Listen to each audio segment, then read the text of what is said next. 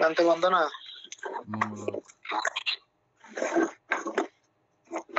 শুকনো কত নম্বর পেয়েছে এটা এফসি ব্যাপারে এই বিদের হ্যাঁ কত নম্বর পেয়েছে আর আছে বিদের 302 নম্বর হ্যাঁ 302 আর পিস্তলে 143 না আচ্ছা বহুত আছে জি অ্যাপসন না অ্যাপসন কত নম্বর মনে হয় না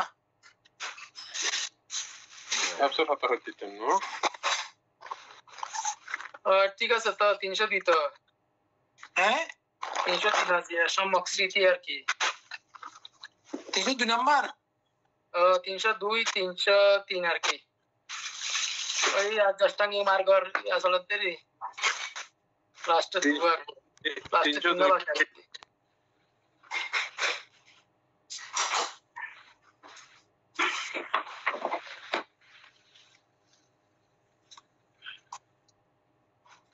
আচ্ছা আর সম্মুখ প্রসেস বুঝলাম না হ্যাঁ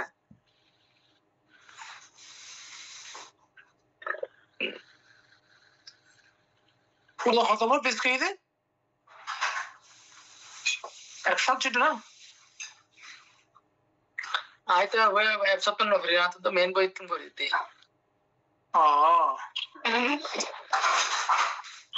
মোবাইল ওর নাম্বার পেজ নাম্বার হল যে 159 169 তারপরে ধর্ম সংগীনের হল যে 143 আর এখন কি সম্মুখ প্রচেষ্টা সম্মুখ সিচুয়েশন জানো না দিয়ে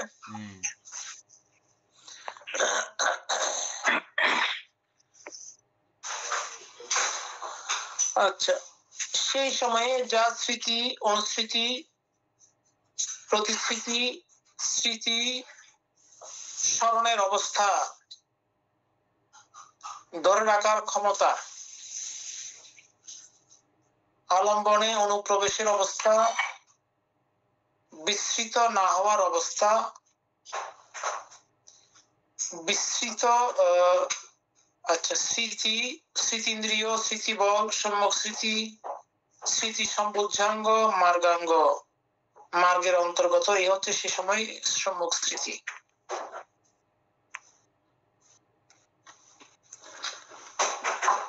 আচ্ছা তাহলে এখানে স্মৃতি আলম্বনে অনুপ্রবেশের অবস্থা বিস্তৃত না হওয়ার অবস্থা তারপরে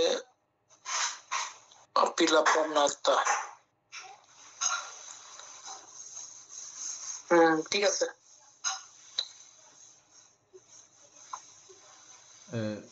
বলেন এমনি বইয়ের ভাষা ছাড়া এমনি নিজের মতো করে একটু বলেন সবার জন্য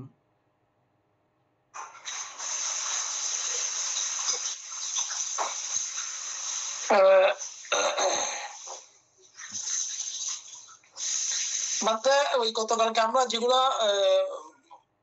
বিষয় আলোচনা হয়েছিল আর কি বিশেষ করে শ্রোতাপত্তি মার্গ ফলের ওইগুলা সম্যক বাক্য সম্যক কর্ম সম্যক আজীব যেগুলো পড়া হয়েছিল ওগুলো আমি বলছিলাম গতকালকে কিভাবে পালিত হয় তো ওভাবে ওই ওই বিষয়টা এটা হচ্ছে সম্যক স্মৃতি আসলে মূল সম্যক স্মৃতি হচ্ছে এটাই ওই পর্যায়ে গিয়ে আমরা যে স্মৃতির মাধ্যমে আমরা বাক্য কর্ম জীবিকা গুলা প্রতিপালিত হয় ওইটাই হচ্ছে মূল সম্যক স্মৃতি আচ্ছা এমনি শুধু স্মৃতি এবং সম্যক স্মৃতির মধ্যে কি ডিফারেন্স আছে আমাদের এমনি বলতে ওইটা হচ্ছে লোকত স্মৃতি আর এমনি লৌকিক স্মৃতি আমরা বলি এমনি পুনঃ পুনঃ একটা বিষয়কে নিয়ে করা আর আমরা যেটা জানি আসলে স্মৃতি স্মৃতি অনুস্মৃতি যেটা হয় আমরা গতকালের কথাটা মনে পড়লো সেটাকে আমরা স্মৃতি বলি আবার স্মরণ করা না বলিও না স্মৃতি বলিও না কথা হয় আর কি বলছি না আরা লৌকিকভাবে যা লোক সমাজের ভিতরে আরা যা সচরাচর যা আরা চলে সিবি বানতে আর এনে স্মৃতি আরা হয়তো নতুন করে আরা অনেকে যদি আরা পাড়া স্মৃতি করতাম যায় এই স্মৃতি আর এই সম্মুখ স্মৃতি মধ্যে বেশ কম আছে বানতে কি বেশ কম আছে মানে বেশ কম তো বানতে যে হইলাম ওই সম্মুখ স্মৃতি হচ্ছে আর লোক তো সম্মুখ স্মৃতি জীবন মাধ্যমে আরা এবার অধিগত করিবার লাগলি জীবে দিয়ে আরা মুখে কিছু হইতাম না ঠিক আছে কিন্তু আরা চিত্তরে এমন জায়গা তো সমাধিস্থ গরিবের মতো অবস্থা সৃষ্টি হয় জীবের তুন চিত্ত বিচ্যুত না হয় মার্গাঙ্গ না এই মার্গাঙ্গ স্থিতি যদি আরা নয় তরি বিচ্যুত হইতে সম্মুখ স্মৃতি মানতে এবার দ্বারাই আরা মানে এবার অধিগত গরিবের জীবের স্মৃতি আর কি আরো কেউ কেউ আলোচনা করেন হ্যাঁ এক কথায় মনের স্থির এখন না নিজের চিত্তের স্থির এখন আচ্ছা তারপরে আরো কেউ বলেন যা যা জানবেন তা বলবেন এগুলো আসলে আলোচনামুখী না হলে আপনারা মানে নিতে পারবেন না এটা অত্যন্ত গুরুত্বপূর্ণ মানে এই কথাটা স্মৃতিকে বুদ্ধ এত বেশি গুরুত্ব দিয়েছেন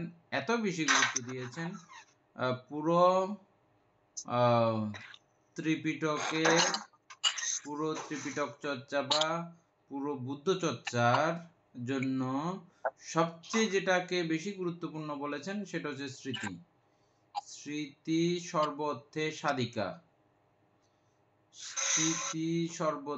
সাধিকা মানে কি স্মৃতি সর্ববিধ ব্যাপারকে সাধন করে জাগতিক যে কোনো কিছু মানে কিছু বাকি নেই তার মানে কতটুকু গুরুত্বপূর্ণ না এই স্মৃতির মধ্য দিয়ে পুরো আর্যষ্টাঙ্গিক মার্গ প্রতিপালিত হওয়া সম্ভব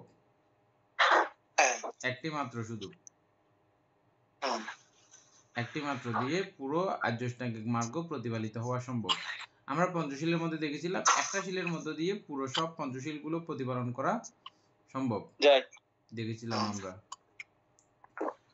ঠিক এখানেও এই একটি মাত্র স্মৃতি এই স্মৃতির মধ্য দিয়ে আপনি জাগতিক সমস্ত বিষয় লাভ করতে পারবেন এবং নির্বাণ পর্যন্ত অধিগত করার জন্য এই স্মৃতিই দায়ী এই স্মৃতিকে যথাযথ অনুশীলনের মাধ্যমে আপনি নির্বাণ অধিগত করতে পারবেন জাগতিক সমস্ত কিছুর উপরে তো নির্বাণ জাগতিক সমস্ত কিছু এমনিতেই পাবেন এটা সহজ বিষয় এর থেকেও বেশি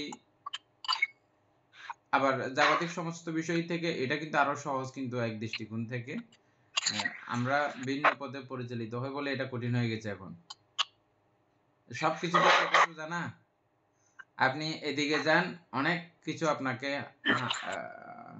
কাঠখড় পোড়াতে হবে এদিকে গেলেও কাঠখড় পোড়াতে হবে কিন্তু নির্বাণে তো কোনো কিছুই ব্যাপার নাই কোনো কিছু না করে বসে থাকা কোনো কাজ মুক্ত না এটা কাজ মুক্ত তো নাকি না এদিকে গেলেও পরিশ্রম আছে কিন্তু দেখেন এদিকে গেলেও পরিশ্রম আছে আপনি কুশলের দিকে গেলেও কিছু একটা পরিশ্রম করতে হবে আপনাকে অকুশলের দিকে গেলেও পরিশ্রম করতে হবে হ্যাঁ এটা ঠিক মাধ্যমা প্রতিপাদা এটা তো একদম পরিশ্রম শূন্য না পুরো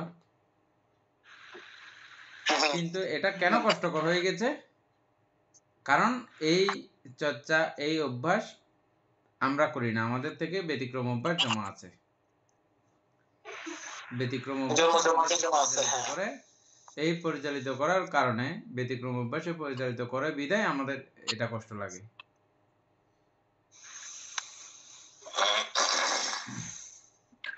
আচ্ছা সুকন বাবু বলেন স্মৃতি এবং সম্মুখ স্মৃতি এই দুটার মধ্যে কি তফাৎ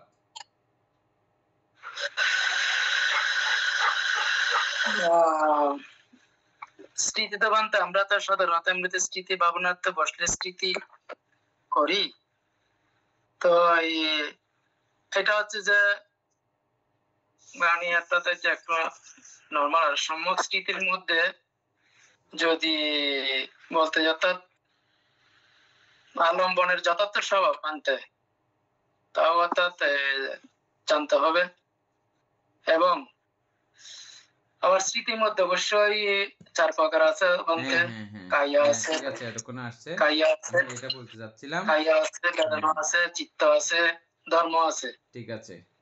চতুর্বিধ আলম্বন বানতে যদি হ্যাঁ বলেন। অর্থাৎ এক কথায় আর কি, অর্থাৎ প্রমাদ ধ্বংস করে, প্রমাদকে ধ্বংস করে অপ্রমাদটা গঠন করতে হবে আর কি বানতে। 4 প্রকার বিষয়ে যখন আপনি যথাযথ মনস্কার পূর্বক স্মৃতি করবেন, যথাযথ মনস্কার পূর্বক স্মৃতি করবেন 4 প্রকার বিষয়ে। এই 4 প্রকার বিষয়ে যথাযথ মনস্কার পূর্বক যখন স্মৃতি করবেন, তখন আপনি ক্রমে নির্বাণে উন্নীত হবেন। শেষ। স্মৃতি তাহলে 4 প্রকার, সম্যক স্মৃতি 4 প্রকার। এটা ছাড়া আমরা পড়ছিলাম মানে 37 প্রকার বিধিপক্ষীয় ধর্মের সর্বপ্রথম আছে 4 প্রকার স্মৃতি প্রস্তাব। আর যত স্মৃতি আছে সবগুলো আমাদের স্মৃতি ছাড়া কোনো কিছু হচ্ছে না, আমাদের সমস্ত কোনো কিছু নাই বানতে। প্রত্যেকটা চিত্ত স্মৃতি দিয়ে তো মানে আলম্বনে যথার্থ সমাপ্ত হবে আর কি। এই প্রত্যেকটা চিত্ত উৎপত্তি হতে স্মৃতি কিন্তু প্রয়োজন আছে না নাই? বানতে স্মৃতি প্রয়োজন আছে কি? প্রত্যেকটা চিত্তের সঙ্গে স্মৃতি দরকার আছে কি? মানে আলম্বনের স্বভাব ধর্মকে সম্যক রূপে জানাটাই কি স্মৃতি হবে? সম্যক স্মৃতি 4 প্রকার। বাবু সম্যক স্মৃতিগুলো আবার একটু আবৃত্তি করেন, সবাই মনে রাখবেন। বলেন। সুকুমার বললো যে মাত্র যে হোক, সম্যক স্মৃতি 4 প্রকার। আমাদের যেটার নাম বেদনা, সংজ্ঞা, বেদনা, চিত্তানুস্মৃতি, ধর্মানুস্মৃতি, তারপর হচ্ছে দর্শন, বেদনা দর্শন, দর্শন। বেদনা, চিত্ত, ধর্ম।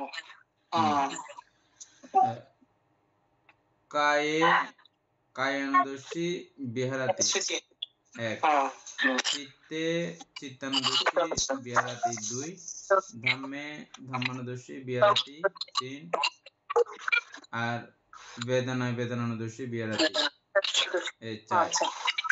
এই 4 প্রকার বিষয়ে যথাযথ মনস্কারের নাম হচ্ছে যে স্মৃতি।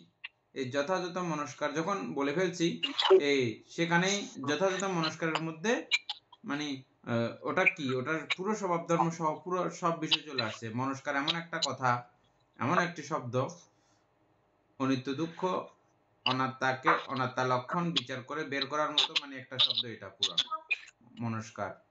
যথাযথ মনস্কার, এমনি মনস্কার আলাদা, যথাযথ মনস্কার আলাদা।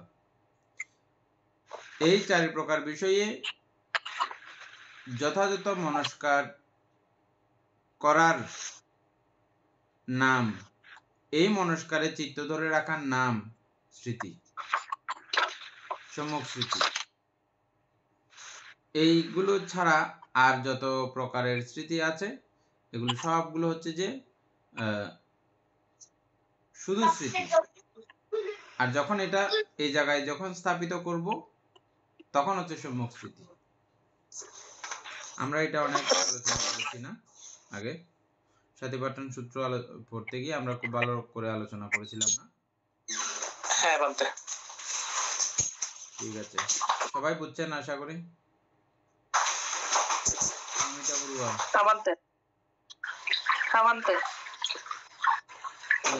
এটা আসলে অত্যন্ত গুরুত্বপূর্ণ, কারণ এটা না বুঝলে আপনি কি করবেন?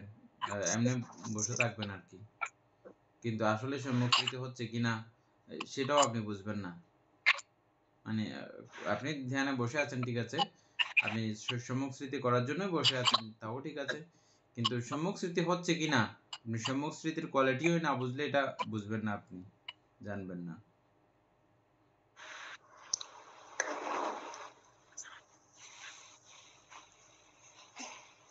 তাহলে ওই জায়গাটা এখন আবার একটু পড়লে ভালো হবে মনে হয়। উপাসক আর একটু,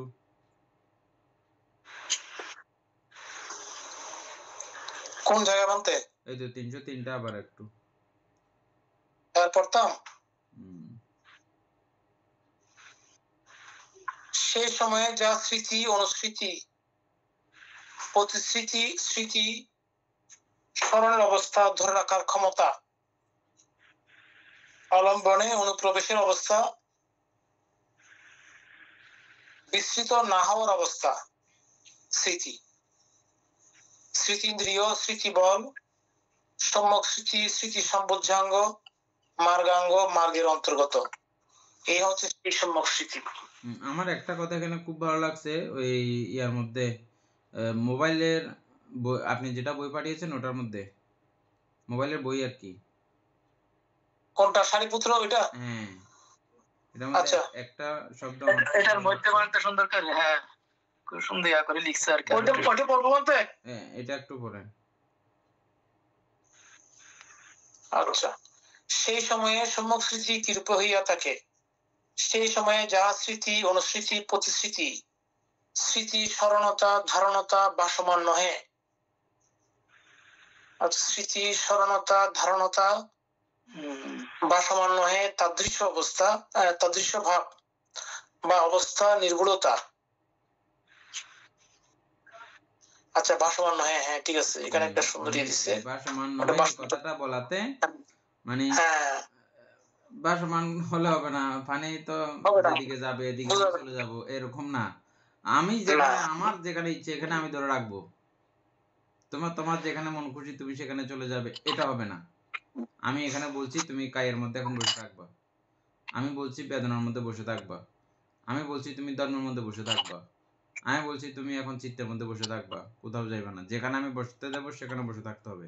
বাসায় না করে চলে যাইবা, এটা হবে না, এটা সম্মুখ স্মৃতি হবে না। তাহলে সম্মুখ স্মৃতি হচ্ছে যে ভাসমান নহে। বানতে শব্দ শুনলে সুন্দর, ঠিক আছে, বানতে ভালো হয়ে ওই হনা আমাদের ফুরি বানতে আমি যাইলাম, আরে তো না ফুরি। আচ্ছা, মনোযোগিতা, স্মৃতিন্দ্রিয়, স্মৃতিবল, সম্যক স্মৃতি, স্মৃতি সম্বোধযোগ্য, মার্গাঙ্গ, মার্গ প্রতিপন্ন। আবার কিন্তু সেম আছে, আরগুলো শব্দ। 304। 304। উপাসিকা বৃন্দ, আপনারা এমনি নিজেরাই আমরা তো আজ জ্যৈষ্ঠাঙ্গিক মার্গ অনেকবার আলোচনা করেছি এবং আপনারা দেশনাতে অনেকবার শুনেছেন। নিজেরা এগুলো পারেন কিনা, বুঝেন কিনা, নিজেরাও এগুলো চর্চা করে দেখবেন। মানে আপনি প্রশ্ন করে দেখবেন আর কি, জ্যৈষ্ঠাঙ্গিক মার্গের প্রথম মার্গটা কি, ওটা আমি জানি, এটা এরকম, এভাবে নিজে দেখবেন। নিজে থেকে কিছু আলোচনা গবেষণা বের হবে। হ্যাঁ স্যার।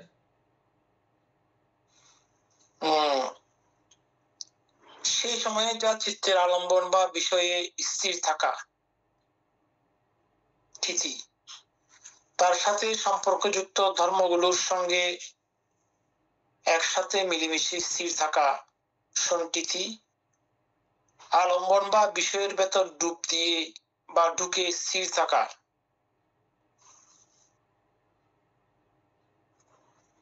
আবার তিথি, ঔদ্ধত্য ও সন্দেহের আকারে উৎপন্ন হওয়া চিত্ত চাঞ্চল্য সৃষ্টিকারী বিষয়গুলোর প্রতিপক্ষ তথা বিরুদ্ধাচরণকারীর অবস্থা, অর্থাৎ অচঞ্চল অবস্থা,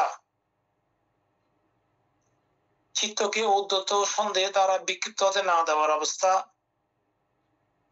চিত্তের শান্ত অবস্থা, চিত্তের সমাহিত অবস্থা, সমাধি ইন্দ্রিয়, সমাধি বল, সম্মুখ সমাধি, সমাধি সম্বোধ্যাঙ্গ, মার্গাঙ্গ, মার্গের অন্তর্গত। এই হচ্ছে সেই সময়ের সম্মুখ সমাধি। বাংলাদেশ ক্লাসের মধ্যে আমাদের শ্রদ্ধেয় ডক্টর জ্ঞানরত্ন মহাতেরা মহোদয় খুব সুন্দর একটা উদাহরণ দিয়েছেন সম্মুখ সমাধি মনে থাকার জন্য। আমার খুব বেশি মনে থাকছে কথাটা, আপনারও মনে আছে উপাসক না? আপনি ছিলেন সেদিন সামনে সম্মুখ সমাধি উদাহরণ দিতে গিয়ে একটি কথা বলেছিলেন।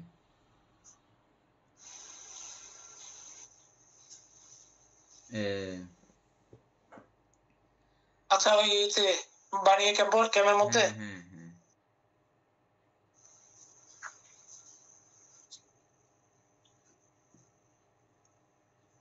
পুরনো দিনে বা এখনো আছে কথাগুলো প্রচলিত, সমাধিস্থ করি। মানুষ মরে গেলে আমরা কি করি যে সমাধিস্থ করে দিই, বা এরকম একটা কিছু কথা বলেছিল, মনে আছে? হ্যাঁ বান্তে মনে আছে, নলরে নসরে লিখে হ্যাঁ অর্থাৎ সমাধিস্থ মানে কি, ওনাকে যখন বললো উনি বল যে এটা কোনো নড়াচড়া করে না, কিছু করে না, এটা যেমনে রাখবেন এমনি থাকবে। আপনি ওটারে উৎ করে দিলে উৎ করে থাকবে, শীত করে দিলে শীত করে থাকবে, কাট করে দিলে কাট করে থাকবে, যেমনে তেমনি ও আর নড়াচড়া করে না।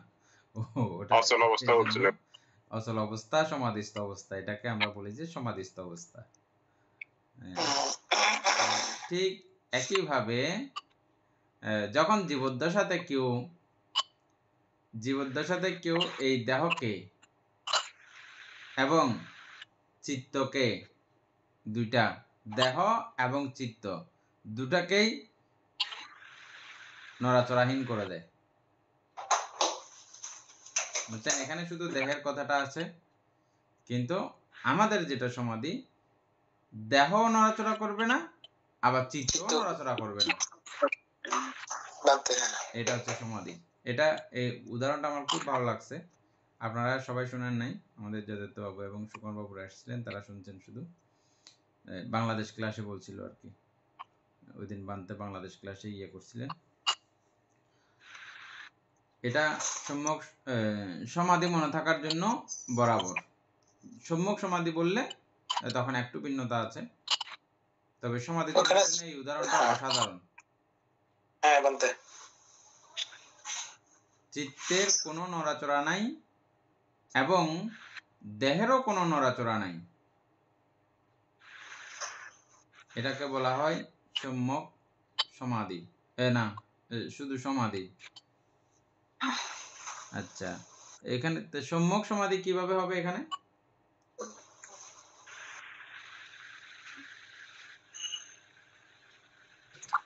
একাগ্র চিত্তে বানতে অবলম্বনে না সম্যক সমাধি হবে। যে সম্যক সমাধি কিভাবে হবে? হ্যাঁ, সম্যক সমাধি এটা বললাম, যদিও বা এটা এখন আমি বলছি যে কি এটা সমাধি। আর সম্যক সমাধি কিরকম হবে? সম্যক সমাধি মানতে কি অভাব প্রাপ্ত হলেই হয়? হবে। বলেন, আমাদের আমেরিকার উপাসিকা কিছু বলতেছেন না যে? আরেকজন কই আমেরিকার উপাসিকা?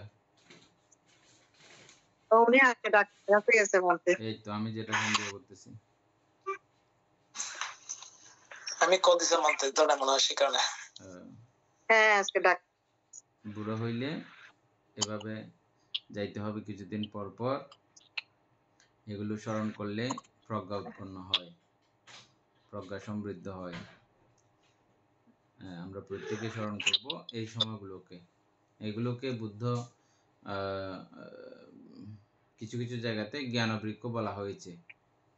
হ্যাঁ, প্রথম হচ্ছে যে তাদের সমস্ত অভিজ্ঞতা ব্যাপারগুলো আমাদেরকে দেয়, তাদের এত দীর্ঘ সময়ের পথ চলার অভিজ্ঞতা এগুলো দেয়, এবং এদেরকে দেখলে আমাদের জ্ঞান পক্কতা হয়।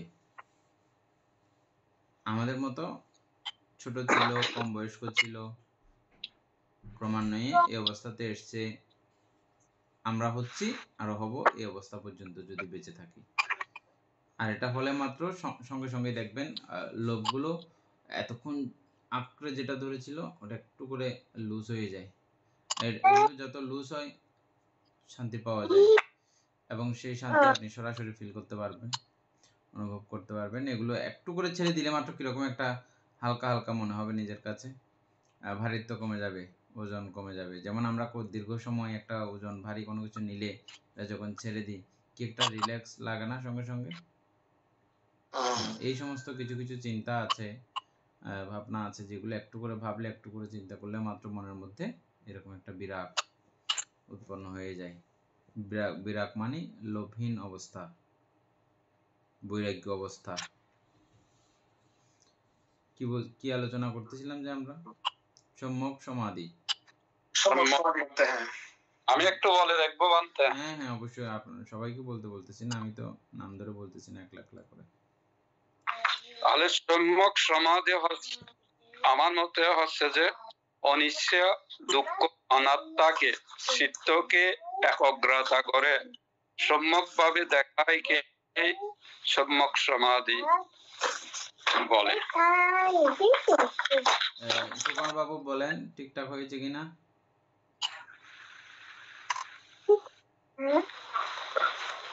আমি একটা কথা বলি, আমরা অনেক সময় আমার ব্যক্তিগত বেলাতেও আমি একটা কিছু বলছি না বানতে, আমাকে যদি কেউ যদি বলে না বানতে আপনি এটা বলছেন যে এরকম ঠিক হয় নাই, সঙ্গে সঙ্গে আমার মনটা কুঁচকে যায়, বুঝছেন?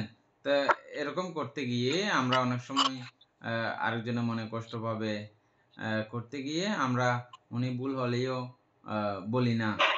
আমরা দীর্ঘ সময় এভাবে ক্লাসটাকে কিন্তু যত্ন করছি, আমরা খুব খেয়াল করবেন, এই বিষয়গুলো অত্যন্ত জরুরি। আমরা ক্লাস যত্ন করার স্বার্থে কেউ যাতে মনে কষ্ট না পায় ওই স্বার্থে অনেকগুলো বিষয় ভুল হইলেও আমরা কি করতেছি না, সরাসরি না এটা আপনার ভুল হয়েছে, আপনারাও আমাকে অনেক সময় সংকোচবশত বলতেছেন না। খেয়াল করেছেন বিষয়গুলো? করেন নাই? মানে আমি ভুল করেছি, আপনি কিন্তু জেনে গেছেন আমি যে ভুল করেছি। হ্যাঁ, আমি ভুল করেছি যে কিন্তু আপনি জেনে গেছেন, কিন্তু আমাকে সংকোচে বলতেছেন না, না বানতে বললে এখন তো খারাপ পেয়ে যাবে। হ্যাঁ, এটা হলে কিন্তু আমাদের যতটুকু অ্যাডভান্স হওয়া দরকার ততটুকু অ্যাডভান্স হওয়া যায় না। হ্যাঁ, এটাও ঠিক যে আবার সরাসরি আপনি আক্রমণাত্মক কথাবার্তা বলে ফেললেন বা আমি বলে ফেললাম, তাতেও সমস্যা।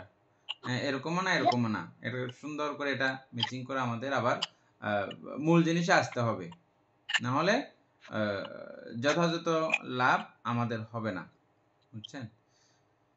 সুকুমার বাবু বলেন, আমাদের সুশান্ত বাবু যেটুকু বলেছে এটাতে আপনি কি বলতে চান? না ঠিক আছে বানতে। হ্যাঁ, জয়দত্ত বাবু বলেন।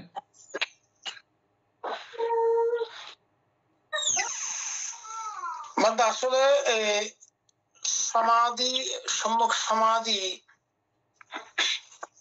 এখন সমাধি ক্ষেত্রে আসলে অনিত্য দুঃখ অনাত্মাকে বিষয় না, এখানে আসলে আলম্বনের উপরে, আমাদের আলম্বনের উপরে চিত্তকে একাগ্রতা, চিত্ত এবং একাগ্রতা করে রাখাটাই হচ্ছে মূলত সমাধি। ওই সমাধি হওয়ার পরে আমরা বিদর্শন ভাবনায় অগ্রসর হতে পারবো, শুরু করতে পারবো। আর বিদর্শন ভাবনা গেলেই আমাদের অনিত্য দুঃখ অনাত্মাকে কি করতে হবে, পুঙ্খানুপুঙ্খ আমরা বুঝতে পারবো। যাই হোক, অসাধারণ বলেছেন। আমাদের উপাসিকা কিছু বলতে চাচ্ছে, বলো। বলতে সম্যক সমাধি বলতে তখন সবাই যেটা বলছে আমার সবার কথাই আসলে ভালো লাগছে। তো আমিও যদি বলতে চাই, মৃত মানুষের যে উদাহরণটা, মৃত মানুষ যেমন নড়াচড়া করে না, আমাদের চিত্ত যখন সমাধিস্থ হয় তখন চিত্ত নড়াচড়া না করে এক জায়গায় স্থির থাকে। ওই স্থির অবস্থায় আমাদের যেই আলম্বন গুলো উৎপন্ন হয় বা যেখানে আমরা চিত্তটা সমাধি করছি ওই বিষয়টাকে, ওই আলম্বনটাকে ভালো করে বুঝতে পারাটা হচ্ছে যে, ভালো করে বুঝলে আর ওটা যদি সমাধিস্থ চিত্তে যদি আমরা এগুলো বুঝি, আমরা অবশ্যই এটার উৎপন্ন স্থিতি এবং বিলয়টা যথাযথভাবে দেখতে পারবো। এটা সেটা কায়ানুস্মৃতি হোক বা যাই হোক, বেদনানুস্মৃতি হোক, ওইটার মধ্যে আমরা অনিত্যটা ক্লিয়ার করে দেখতে পারবো। ওইটাই তখন যদি ক্লিয়ার করে দেখা হয় তখন এটা সম্যক স্মৃতি হবে। সম্যক স্মৃতি আলোচনা এটা আমি চাইবো যে সবাই একটু একটু করে আলোচনা করবেন, এগুলোর মধ্যে দিয়ে অনেক অনেক জটিল বিষয় খুব সহজ হয়ে যায়। এমন হবে আপনাদের মাঝে মধ্যে আপনি এখনই বোধহয় সমাধিস্থ হচ্ছেন বা এরকম একটা এখনই সমাধিস্থ হতে ইচ্ছে করবে, এগুলো আলোচনাগুলো এভাবে করলেই এমনটা হয়। সমাধি এমন কোনো বিষয় না যেটা আপনাকে সরাসরি নির্বাণে নিয়ে চলে যেতে পারবে, সমাধির দ্বারা এটা সম্ভব না, বুঝছেন? এখানে আর্যাষ্টাঙ্গিক মার্গের পুরো অ্যাক্টিভ অবস্থা লাগবে, শুধু সমাধি না, আর্যাষ্টাঙ্গিক মার্গের অ্যাক্টিভ অবস্থা, একটা বাদ দিলে হবে না। এখানে আপনি বাকি 7টা আছে, ওই 7টা থেকে একটা বাদ দিলেও এখানে হবে না। সম্যক সমাধি একটা শুধু, আরো 7টা আছে, এগুলো সব অ্যাড করতে হবে। হ্যাঁ, অ্যাড করলেই আপনার এটা সম্যক সমাধি হয়। এবং এই সমাধি যখন নির্বাণ লাভার্থে বা আমাদের উপাসক সুশান্ত বাবু যেটা বলেছেন, অনিত্য দুঃখ অনাত্মা দেখার কারণে যখন করবেন, অনিত্য দুঃখ অনাত্মা বোঝার কারণে যখন করবেন, তখন এটা। হ্যাঁ, আর উপাসিকা সবকিছু মিশ্রিত করে অসাধারণ বলেছেন, উপাসকও খুব সুন্দর বলেছেন। হ্যাঁ, তো এটা রেকর্ড থাকবে, আপনারা যে এই কথাটা বারবার শুনবেন। সম্যক সমাধি বুঝতে খুব সোজা হবে, খুব ভালো লাগবে আপনাদের। এই আজকের আলোচনাটা অত্যন্ত সম্যক সমাধি নিয়ে একটা নির্ভুল একটা আলোচনা হয়েছে, খুব সুন্দর। হ্যাঁ, উপাসক আবার একটু রিপিট করেন সম্যক সমাধি সবকিছু। সুকুমার বাবু প্রস্তুত থাকেন। হ্যাঁ, আমি তো আসলে বিস্তারিত বলতে পারি না, সে কারণে আমার যেটা ইয়ে হয়ে যায়। অসাধারণ হয়েছে ওটাকে আবার বলবেন, যে রিপিট সেম বললেন। সম্যক সমাধি আসলে আমরা চিত্তকে সমাধিস্থ করার জন্য যে কোনো একটা আলম্বনের উপরে চিত্তকে যদি আমরা সমাধিস্থ করি সম্মুখ ভাবে, তখন আমরা কি করব, কেন করব আমরা, অবশ্যই আপনি একটু বললেন নির্বাণ লাভার্থে। আর এটা করার পরে আমাদেরকে আমাদের বিদর্শন ভাবনা আমরা অগ্রসর হব, এবং ওখানে গিয়ে আমরা আসলে অনিত্য দুঃখ অনাত্মাকে আমরা মানে যথাযথভাবে দেখতে পারবো। এইভাবে যদি সমাধিস্থ সম্মুখ সমাধি না হয়, তাহলে আমরা অনিত্য দুঃখ অনাত্মাকে যত জানতে পারবো না, এবং আমরা অগ্রসর হতে পারবো না মার্গের দিকে। এই সম্যক সমাধির সঙ্গে আমরা যে কিছুক্ষণ আগে বলছিলাম সম্যক স্মৃতি, হ্যাঁ, চারটা বিষয়ে সম্যক স্মৃতি, এভাবে সম্যক সমাধি করার পরে চারটা বিষয়ের যে কোনো একটা হলে হবে, আপনার চারটাই করতে হবে এরকম কোনো কথা না। কায়ের কায় অনুদর্শন, কায়ের অনুদর্শন, চিত্ত অনুদর্শন, অথবা ধর্মের অনুদর্শন, অথবা বেদনার অনুদর্শন, এই চারটার যে কোনো একটা অনুতে পর্যন্ত পৌঁছে যেতে হবে। সমাধি হলে এই অনুতে পৌঁছা সম্ভব, সমাধি না হলে অনু পর্যন্ত পৌঁছা কোনোভাবেই সম্ভব না। প্রত্যেকটা কিছু অনুগুলো আমরা জেনে আসছি, কিন্তু কায়ের অনু জেনে আসছি, চিত্তের অনু জেনে আসছি, বেদনার অনু জেনে আসছি, এবং ধর্মের অনুও জেনে আসছি। মাঝে মধ্যে আমি জিজ্ঞেস করবো ধর্মের অনু কি, বলার জন্য প্রস্তুত থাকবেন। সুকুমার বাবু লাস্ট একবার ফিনিশিং এটা বলেন। সবাই তো বলছে সুন্দর করে বানতে, এর থেকে আর সুন্দর করে না, আচ্ছা, তারপরে বলছি যে বারবার একই বিষয় শ্রবণ করতে করতে, একই বিষয় শুনতে শুনতে এগুলো মানে মুখস্থ না হলেও মুখস্থ হয়ে যায়, মুখস্থ না করলেও মুখস্থ হয়ে যায়। এগুলো তো আমরা একবার পড়ে চলে যাচ্ছি, যে এগুলো টানা অনেক দিন যাবত বলতে হয়। এগুলো যারা শিক্ষা করে আর কি, বান্তারা যে পড়াশোনা করে না, শিখতে হয়, শিখতে শিখতে শিখতে মুখস্থ করতে হয়, আবার এগুলো লিখে লিখে পরীক্ষা দিতে হয়। এবং এই পর্যায়ে আমরা যেভাবে আলোচনা করলাম এই যে আদর্শের মার্গ সম্পর্কে শুরু থেকে, আমার মনে হয় আসলে খুব সুন্দর হয়েছে। আপনার উপাসিকা 2-3 দিন ছিল না, ওগুলো মিস করছে আর কি প্রথম দিকের গুলা, তা না হলে মোটামুটি সবাই ভালো করে বুঝতে পারছে মনে হয়, আমারও অনেকটা ক্লিয়ার হয়েছে। এটা নরমাল, এটা দেশনাতে এরকম সম্ভব না। এখানেই দেশনা করি না কেন, এগুলো বিদেশন ভাবনার কোর্সের কথাও বলেন, সেখানেও এভাবে সম্ভব না, অসম্ভব, সেখানে এভাবে হবে না। এই জন্য আসলে অত্যন্ত গুরুত্বপূর্ণ। হ্যাঁ, তারপরে বলছেন না তো সুকুমার বাবু? আচ্ছা, বলছেন তাতে দেখে আরো রকম করে বলি বানতে কিনা, সবাই তো সবার গুলো তো সব সুন্দর হয়েছে অনেক। আসলে মানতে সম্যক সমাধি আমাদের তো মনের তাতে বিক্ষিপ্ত চঞ্চল স্বভাব মানে স্বভাব পরিত্যাগ করে, অর্থাৎ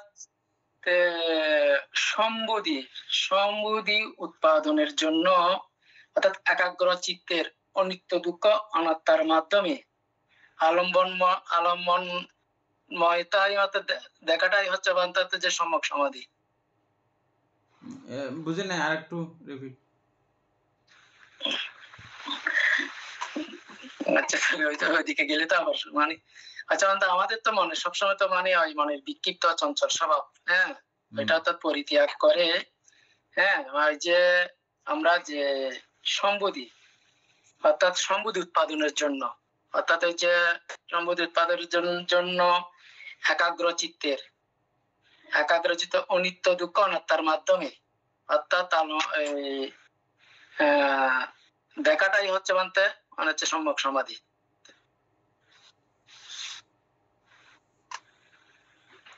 এটা আসলে পরের কাজ।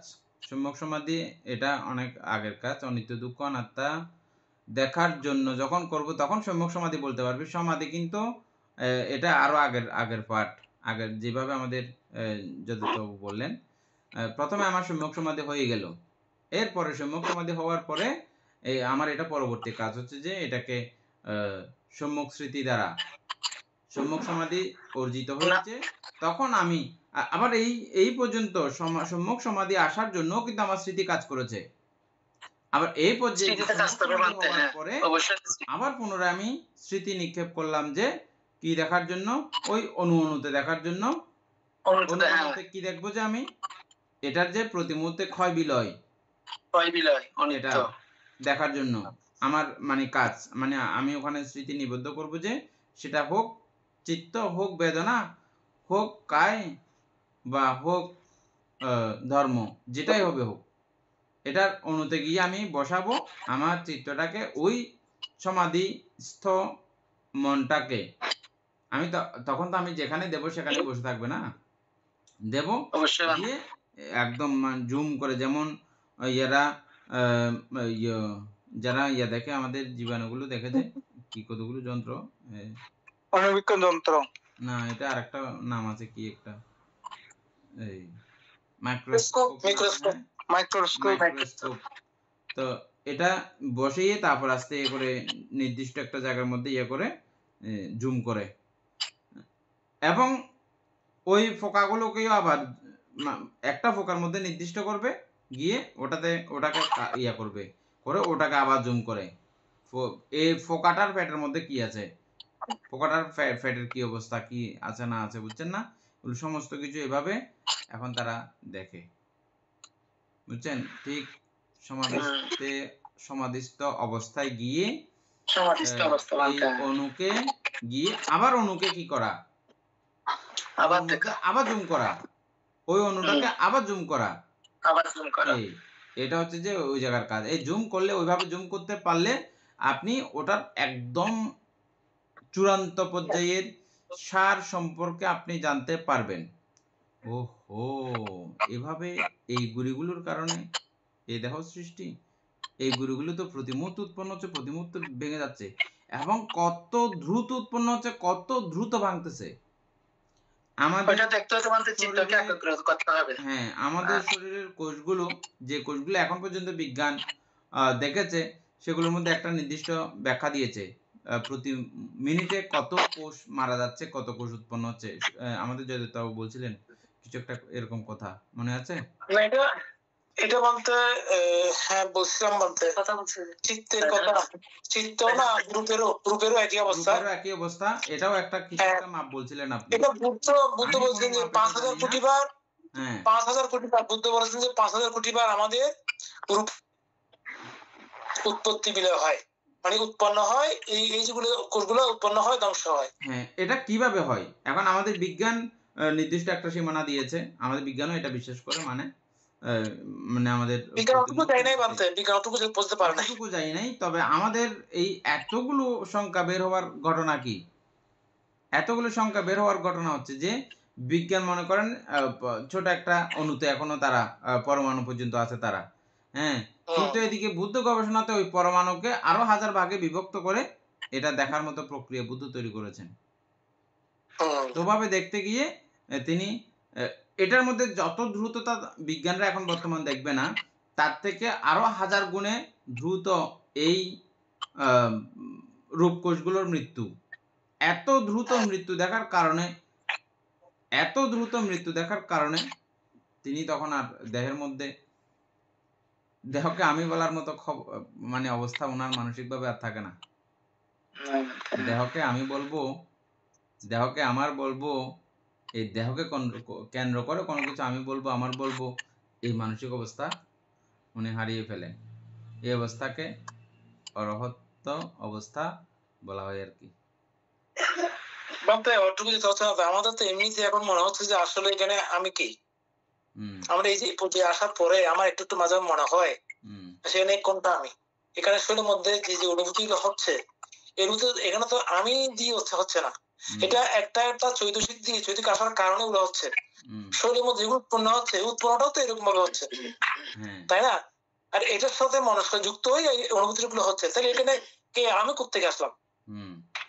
কিছু কিছু জিনিস এখনো পর্যন্ত আমাদের মধ্যে অপূর্ণত রয়ে গেছে, সেটা হয়তো আস্তে আস্তে আরো আসবে। এটাই, এভাবে এগুলো চর্চা করতে করতে করতে করতে একসময় হঠাৎ করে দেখা যায় যে আর আমার মধ্যে অবশিষ্ট কি নাই, লোভ আর নাই, হিংসা আর নাই, অজ্ঞানতা আর নাই। ওইটা বলতে পারবো না, কিন্তু এভাবে এভাবে আস্তে আস্তে মানে একটু একটু ফিল হয়। কোনো কিছু যায় না, এভাবেই যায়। হ্যাঁ, আপনি আপনার কাজ হচ্ছে যে সারাক্ষণ আপনাকে শিল সংযত রাখা এবং বাহ্যিক কাজ সবগুলো শেষ করে, সংসারী মানুষ সংসারের সমস্ত কাজ শেষ করে নির্দিষ্ট একটা সময় বের করার পরে ওই সময়গুলো তিনি ধ্যানে নিবিষ্ট থাকা, এটা আমাদের প্রত্যেকের কাজ। এটাতে একটু বেশি সুযোগ পাওয়ার জন্য বুদ্ধ গৌরিক জীবন, যারা একদম খুব উৎপাত করতেছে, না আমি আর থাকতে চাই না এই সংসারের মধ্যে, সংসারের এই অবস্থার মধ্যে থাকতে চাই না, আমি খুব যত দ্রুত সম্ভব হয় আমি করতে চাই, তাদের জন্য বুদ্ধ এই প্রভু অফার করেছেন। হ্যাঁ, এটা সংসার জীবনেও পারবে, উনি ওনার সমস্ত গৃহস্থ কর্ম সমাপন করার মধ্য দিয়ে ওগুলোও একটা বৈরাগীর মতো করে ওই সংসার জীবনে যাপন করা যায়, এই সমস্ত কিছু বুদ্ধ দেখিয়েছেন। বৈরাগী মানে লোভহীন হয়ে সাংসারিক সমস্ত কার্য সমাপন করা যায়, চাইলে সম্ভব আর কি, না চাইলে সম্ভব না। সময় প্রয়োজন আছে। হ্যাঁ, প্রতিদিন বুঝতে বুঝতে প্রতিদিন লেগে থাকলে একটা বিষয়ে, যেমন আমরা কখনো ভাবছি মানে এতদূর জানবো, এতদূর চিন্তা করবো, এতদূর ভাববো, কখনো চিন্তা করছিলাম না। এটা দেখেন মানে কত পাওয়ারফুল একটা শিক্ষা। আমরা এগুলো মুখস্থ করি নাই, প্রথমে যেগুলো মুখস্থ করার ব্যাপার ছিল কিছু করি নাই, মানে যেভাবে যথাযথ করা উচিত সেভাবে কোনো কিছু করি নাই, তারপরও আজ পর্যন্ত পড়ার কারণে আমাদের কতটুকু অ্যাডভান্স অগ্রগতি হয়েছে নিশ্চয়ই এটা প্রত্যেকেই অবগত হয়েছেন না? কোনো সন্দেহ নাই বাপরে।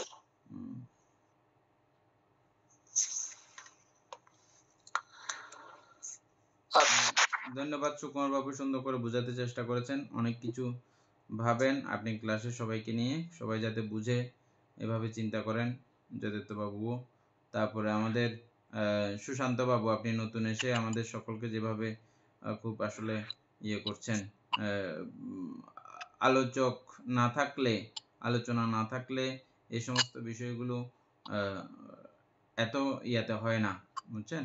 তো সেই জন্য আমরা চাইবো সবাই টুকটাক টুকটাক আলোচনা করবেন। রিঙ্কু গুরুয়া আগে আলোচনা করতেন, এখন আপনি করতেছেন না, আলোচনা করলে আসলে আমরা খুব খুশি হব। আজকে আসে না, আমাকে রেকর্ডিং করতে বললো আর কি, ও নাকি শরীর ভালো লাগতেছে না। ও কিন্তু খুবই আগ্রহী মানতে, ক্লাস আসলে রেকর্ডিং করতে বলে। রেকর্ডিং গুলো তো প্রত্যেক দিনের রেকর্ডিং গুলো থাকে, তো উনি জানে না বোধহয়। এগুলো কি বলতে অনলাইনে দিচ্ছেন নাকি? হ্যাঁ, অনলাইনে, ইউটিউবে যাচ্ছে, ইউটিউবে। এগুলো কোথায় পাবো বলতে? অভিধর্ম চর্চা, ইউটিউবে যাচ্ছে, ইউটিউবে। কোথায় বলতে? অভিধর্ম চর্চা অথবা সাক্ষ্য বংশ বানতে লিখলে হয়ে যাবে বাংলাতে। কোথায়, ইউটিউবে?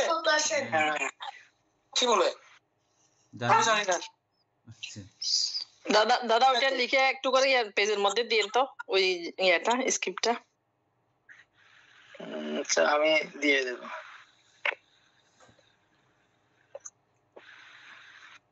আচ্ছা, তাহলে প্রতিদিন এই পর্যন্ত সব দিয়ে আসছেন? না না, দিয়েছি আমাদের সামান্য ফলসূত্র যেদিন থেকে শুরু হয়েছে বাংলাদেশ ক্লাসে, সেদিন থেকে স্টার্ট করেছি, সেটাও করেছি এবং এখানেও শুরু করেছি মাঝখান থেকে আর কি। এগুলো আমাদের বড় নয় বলতে তো বানতে আগে হইয়ে আর কেন বানতে বড় ছিল। আমি এখন প্রজ্ঞা পারমিত একটা গিয়া দিছি, এটাতে দেখলে পাবেন। কিছু কিছু কাটা হয়েছে, কাটা যায় কিছু কিছু, যেখানে আমরা ব্যতিক্রম আলোচনা করে ফেলি, যেগুলো ঠিক আছে এটা বান্তে। এটা যেটা ও যেটা আচ্ছা, একদিন সুমন বলছিল, আমি কি জানি বলতেছিলাম যে সুমন বলছে যে কি জানি হ্যাঁ হ্যাঁ দাদা এটা অনলাইনে যাচ্ছে বলছি আর কি। ও আচ্ছা আচ্ছা, হ্যাঁ এরকমটা বলছিল আর কি। যাই হোক, আচ্ছা ওটা আমি এটা আমি এখন দিছি আর কি, এটা বাংলাদেশ ক্লাসের আর কি, ওই যে ব্রহ্মজাল সূত্রের 21 পর্ব বর্তমান চলতেছে। ও আচ্ছা, তাহলে ব্রহ্মজাল সূত্রটা প্রয়োজন ছিল। হ্যাঁ এটা দিছেন, ভালো হয়েছে। ওখান থেকে দেখলে ব্রহ্মজাল সূত্র 1 থেকে দেখলে সব আরো সব চলে আসবে, চলে আসবে আর কি। আমিও শুনি নাই আগে। হ্যাঁ, এখানে যারা এই গ্রুপে যারা ব্রহ্মজাল সূত্র পড়ে নাই এটা তাদের জন্য ভালো, ওই আমাদের সুশাসনদের জন্য ভালো হবে ব্রহ্মজাল সূত্রটা। আমেরিকার দিদিদের জন্য ভালো হবে, ওনাদের প্রয়োজন। এটা একটু দেখে নিন আপনার যদি সময় পান। আমি লিংকটা দিছি আর কি, সেজন্য দেখার জন্য ওখানে দিয়েছি। আচ্ছা, ভালো হয়েছে। আচ্ছা, তাহলে এখন কি ধন্যবাদ।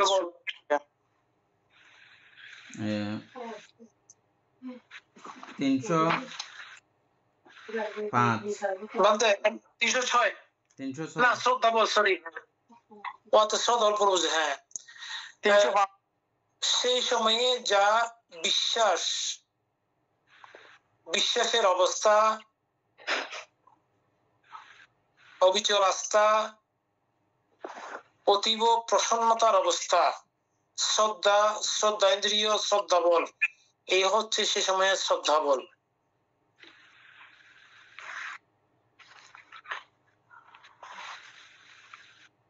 আর এখানে সেই সময়ে যা শ্রদ্ধা, সত্য বলিয়া ধারণা, বিশ্বাস, ধর্মে বিশ্বাসজনিত সত্যতা, শ্রদ্ধাইন্দ্রিয়, শ্রদ্ধা বল, সেই সময় শ্রদ্ধা বল হয়ে থাকে।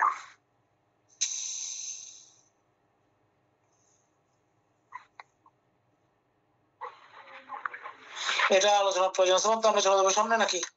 না, এটা তো আমরা সবাই জানি ভালো করে। তারপরও উপাসিকা বলতে চাইলে বলেন। শ্রদ্ধা বল হচ্ছে যে আমরা মানে যে বিষয়টা ধারণা করি, অর্থাৎ আমি একটা বিষয় নিয়ে এটা যদি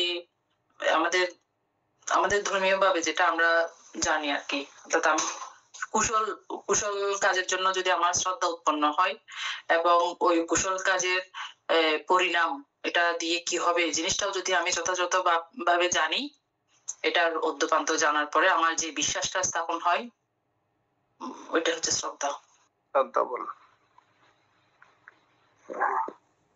আর শ্রদ্ধা চিনাইতে গেলে ভক্তি এবং শ্রদ্ধা করে, এটা ভক্তি এটা শ্রদ্ধা একটু বিভাজন করে দিলে তখন আর একটু ক্লিয়ার হয়ে যায় না? ভক্তি যেটা আমরা আগে জানছিলাম ওটা হচ্ছে যে আমরা নিজেরা এটা পরীক্ষা নিরীক্ষা করি নাই, কিন্তু কেউ একজন একটা বলছে কোন একটা বিষয়ে, আমি একটা ধারণা করছি, এটা সত্যও হতে পারে মিথ্যাও হতে পারে, বা আমি কারো থেকে দেখে আমার একটা ধারণা উৎপন্ন হয়েছে, মানে কেউ একটা ধারণা দিল, ওটার প্রতি আমি একটা বিশ্বাস করলাম, আমি নিজে কোনো পরীক্ষা করি নাই, ওইটা ভক্তি। আর যেটা আমার পরীক্ষিত ওইটা হচ্ছে শ্রদ্ধা। এখানে দিয়ে কি নরকে যাওয়া যায়? ভক্তি দ্বারা কি নরকে যাওয়া যায়? না, হ্যাঁ যাওয়া যায়। ভক্তি দিয়ে কি স্বর্গে যাওয়া যায়? হ্যাঁ যায়, স্বর্গে যাওয়া যায়। ঠিক আছে, কিভাবে ভক্তি দিয়ে নরকে যাওয়া যায়, কিভাবে ভক্তি দিয়ে স্বর্গে যাওয়া যায়, দুইটা উদাহরণ। অর্থাৎ এখন যদি কেউ একটা অকুশল কাজ করে, একটা যদি খারাপ কাজ করে যেটা দ্বারা নিজের ক্ষতি হবে বা অন্যের কোনো ক্ষতি হবে, এই কাজটা আমি জানি না, কিন্তু সে আমাকে বললো বা আমি ধারণা করলাম যে না এটা ভালো হতে পারে, অথবা কেউ একজন এটা বললো হ্যাঁ এটা ভালো, তো ওইখানে আমার একটা ভক্তি উৎপন্ন হলো, আমি ওই কাজটা ফলো করলাম, ওই কাজ অনুযায়ী আমিও চললাম, তখন এটা এই ভক্তির কারণে আমি নরকে যেতে পারি।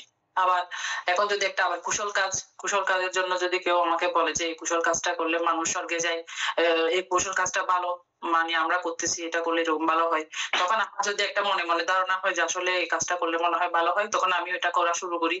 তো ওইটা ওই কারণে নিজের কল্যাণ এবং অপরের কল্যাণ জনিত এরকম কোনো কিছু যদি ধারণা করি এবং ওই অনুরূপ কাজ করি, তাহলে এটা দ্বারা স্বর্গীয় যাওয়া যায়। আশা করি সবাই বুঝছেন।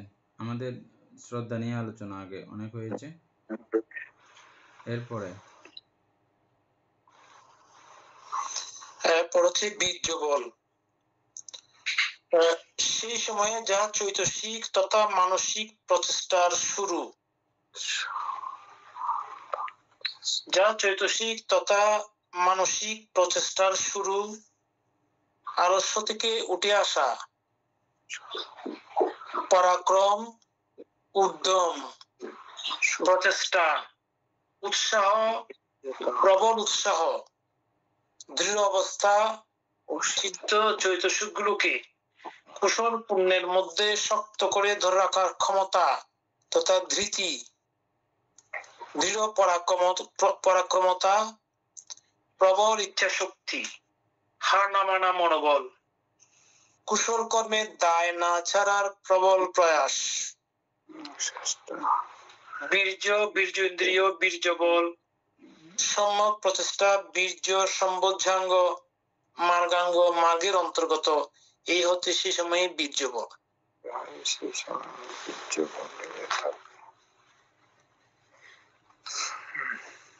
এটা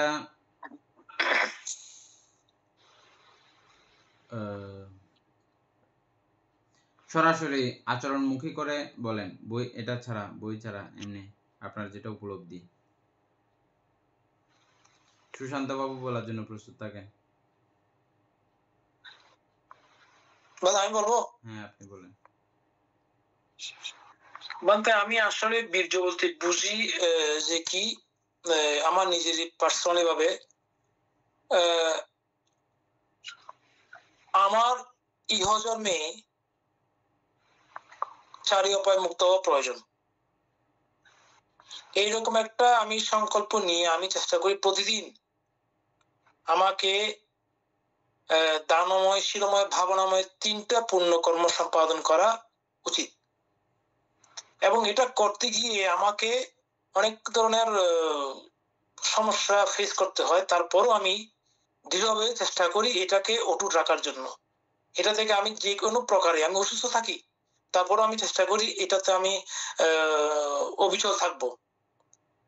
এভাবে আমি চেষ্টা করি, সেই কারণে মনে হয় আমি আজকে অনেকদিন ধরে আমি এটা করতে পারতেছি, এটাই আমার একটা দৃঢ়তা। অনেক সময় আমাকে আলস্য ঘুমে পড়ে তুমি উঠতে পারবে না, এবং না এই তো আমাকে প্রথমবার আমি নিজে রমিত দিকে আবার না, এ তো আমাকে শেষ করবে, এখন আমি আজকে করলে কালকেও সে আমাকে উঠতে দেবে না। ওই জন্য বানতে ওইটাকে আমি মনে করি, এটা আমার পার্সোনালি বলছি বানতে, বাকিটা কতটুকু মিলতে যায় না। এবার ধ্যানস্থ অবস্থার কথা বলেন। আর এটা হচ্ছে আমার এমনি, হ্যাঁ, ধ্যানস্থ অবস্থার মধ্যে একই অবস্থা। আমি যখন ধ্যানে বসি চেষ্টা করি কিন্তু এখন পর্যন্ত সেই অবস্থার মধ্যে পৌঁছায় নাই, কিন্তু এটা হয়, দৃঢ় বীর্যটা রাখার চেষ্টা করি এবং হয়তো একটু একটু সময় করে নিতে পারতেছি, বাট ওইরকম আসেনি বানতে এখনো। তারপর এই বীর্য আর্যাষ্টাঙ্গিক মার্গের কোন মার্গ? এটা বলতে বীর্যটা হচ্ছে আর্যাষ্টাঙ্গিক মার্গের মধ্যে প্রচেষ্টা। সম্যক প্রচেষ্টা। আচ্ছা, বীর্য হচ্ছে যে, যেমন আমরা কিছুক্ষণ আগে সমাধির কথা বললাম,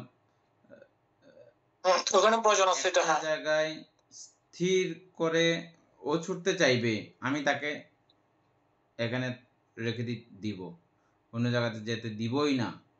এ না দেওয়ার যে পরাক্রমতা, এখানে ধরে রাখার যে পরাক্রমতা, ওটা হচ্ছে বীর্য। কায়িকভাবে প্রথম অবস্থায় তো এগুলো অনেক ব্যাপার থাকে, যেমন সবসময় কোমর বডি ফেলতে ইচ্ছে করে, একটু ব্যথা হলে কোমর বডি ফেলতে ইচ্ছে করে, হ্যাঁ, ওটা প্রাথমিক ওগুলো। এরপরে গিয়ে নির্দিষ্ট এক বিন্দুতে গিয়ে একটা সূক্ষ্ম জায়গায় গিয়ে চিত্তকে ধরে রাখা প্রচেষ্টা হচ্ছে যে বীর্য। বলেন সুশান্ত বাবু। বান্তে যেমন আমি পঞ্চশীল পালন করব, জীবনে যত ঘাত প্রতিঘাত আসুক না কেন, যত বাধা আসুক না কেন, আমি পঞ্চশীল পালন করব, এটা ভঙ্গ করব না। এটাই একটা বীর্য। এবং আমি যখন ধ্যান করতে যাব, আমি 1 ঘন্টা প্রত্যেকদিন নিয়মিত ধ্যান করব, কোন স্মৃতিকে স্থাপন করে। এটা আমি প্রত্যেক দিনেই করে যাব, একদিনও মিস দেব না। এভাবে সংকল্প করাটাই বীর্য মনে করি বান্তে। যাই হোক, খুব সুন্দর বলেছেন উপাসক জয়িত বাবু, অসাধারণ করে বলেছেন। আমাদের প্রত্যেকের এই জাতীয় কুশল যেগুলো আমরা প্রতিদিন করে থাকি, এগুলো আমরা কুশল বিষয়ে একে অপরকে শেয়ার করার মধ্য দিয়ে, আলোচনা করার মধ্য দিয়েও আরো কুশল প্রবৃদ্ধি হয়। আমাদের একে অপরের এটা সংস্পর্শ হয়। খারাপ বিষয় যেমন আবার আলোচনা করলে এটাও যেমন ইয়ে হয়, খারাপ বেড়ে যায়। ভালো বিষয়ের আলোচনাতে ভালো গুণাবলী মানুষের কাছে তৈরি হয়। এবং এই যে আমরা প্রশান্তি বিলাচ্ছি, আমি প্রশান্তি পাচ্ছি, আমি আপনাকে প্রশান্তি দিচ্ছি, আপনারা প্রশান্তি পাচ্ছেন, আপনারা আমাকে দিচ্ছেন, এভাবে এই প্রশান্তির সমৃদ্ধি হয়। যাই হোক, এই ক্লাস আসলে আমাদের অনেক উপকারী, আমাদের প্রত্যেকের অনেক উপকারী। এটা কতটুকু উপকার, কতটুকু কল্যাণধর্মী, কতটুকু মঙ্গলধর্মী, এটা আমরা এখন ভাষাতে বলার মতো পর্যায়ে পরিস্থিতিতে আর নাই। ভাষা দিয়ে যে ব্যাখ্যা করতে পারবো নাই। এবং একে অপরে আমরা কার কত বেশি উপকারী সেটাও বলার আর অপেক্ষা রাখে না। আমরা একে অপরে এমন একটা সূত্রে গঠিত হয়েছি, এমন একটা পুণ্যাবর্তে পর্যবসিত হয়েছি, আসলে একে অপরের প্রতি মহাকৃতজ্ঞতায় আমরা প্রত্যেকেই বন্দিত। এতক্ষণ যাবৎ আমরা অভিধর্ম চর্চা করে যেই কুশল অর্জিত হয়েছে, এই কুশল রাশি অনন্ত চক্রবাসী সত্যগণকে দান করছি, গুরুভান্তিদেবকে দান করছি, মাতা পিতাগণকে দান করছি, এবং প্রতিনিয়ত আমাকে যারা চারিপ্রত্যাদি দান করেন তাদেরকে পুণ্যরাশি দান করছি। যারা আমাকে প্রতিনিয়ত এভাবে ধর্মচর্চায় মহাসুযোগ দান করছেন তাদেরকে পুণ্যরাশি দান করছি। এই পুণ্যরাশির কাছে আমরা প্রত্যেকে প্রার্থনা করব, নির্বাণ লাভ করা অবধি অসৎ ব্যক্তি, মূর্খ ব্যক্তি পাপ ও মিত্রের সংসর্গ লাভ না করে সদা সর্বদা জ্ঞানদর্শী কল্যাণ মিত্রের সান্নিধ্য সংসর্গ লাভ করতে সক্ষম হই। এরূপ সাধু কামনা পোষণ করে আজকের মতো আলোচনা এখানে সমাপ্ত করছি। সাধু সাধু সাধু।